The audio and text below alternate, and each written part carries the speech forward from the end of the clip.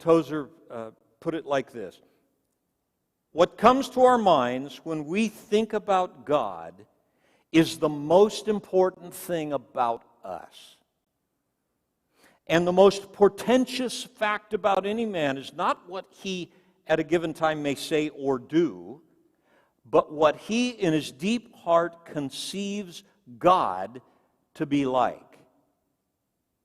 We tend, by a secret law of the soul, to move toward our mental image of God. This is really serious stuff. Are you getting it? Here's another quote from Darrell Johnson. Every image we create distorts God in some way, either ignoring something that is true of God or adding something that is not true of God. So what's the big deal? The big deal is that we become like that which we worship. It's a law of nature. We become like that to which we give ultimate allegiance. The dimensions and qualities of our lives are directly proportional to how well we understand the Maker. To have a misunderstanding of the Maker is to have a misunderstanding of who we are. You understand why I want to leave you with these thoughts? This is the most important thing we could talk about. So, how do you know if you have some fear-formed distortions of what God is like? Well, ask yourself some diagnostic questions.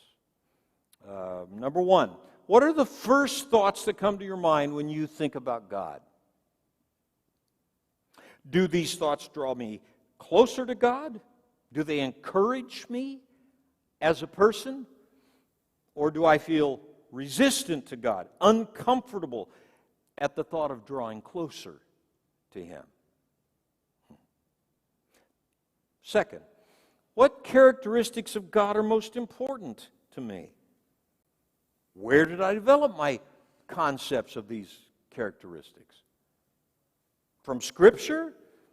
From my own experience? Mostly from what other people have told me. 3, how do I respond when I hear teaching on the grace and goodness of God? Do I receive this good news gladly, or do I find myself waging this inner battle of resistance and resentment toward God? There's lots more. Let me look real quickly at some common fear-formed idols. Some distorted images of God, which are real common, and you'll recognize them. I recognize them in myself over my development of growing up in God.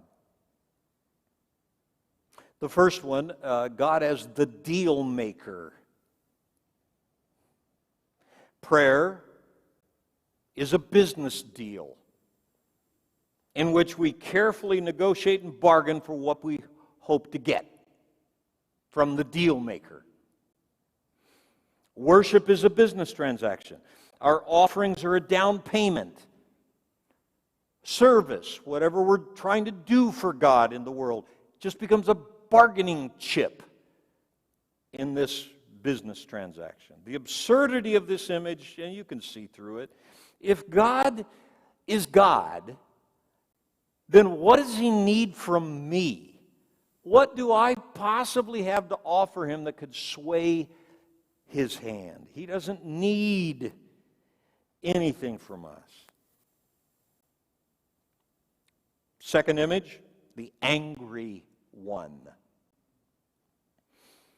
This is the God who is greatly offended by our sinful behavior, must be placated, cajoled into giving us what we need, what we are asking for.